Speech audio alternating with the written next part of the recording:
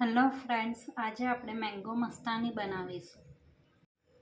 તેની માટે આપણે કેરીને કટ કરી દીધી છે. તેને હવે આપણે મિક્સરમાં ક્રશ કરીશું. તેની અંદર આપણે 2 ટેબલસ્પૂન સુગર એડ કરીશું. તેની અંદર આપણે થોડું દૂધ એડ કરીશું. હાફ કપ દૂધ એડ કર્યું છે.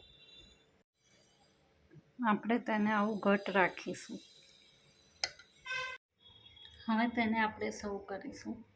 સૌપ્રથમ આપણે પહેલાં કેરીના કટકા એડ કરીશું થોડા. ત્યાર પછી આપણે તેમાં સબ્જાના સીડ્સ એડ કરીશું. આપણે તેમાં થોડો વેનીલા આઈસ્ક્રીમ એડ કરીશું. તેની અંદર આપણે પલ્પ એડ કરીશું.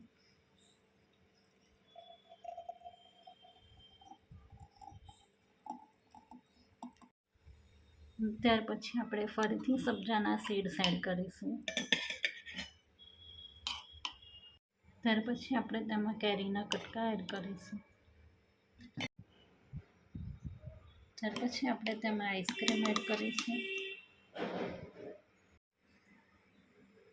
તેની અંદર આપણે થોડી ટૂટી ફ્રૂટી એડ કરીશું. તેની અંદર આપણે કાજુ બદામ એડ કરીશું.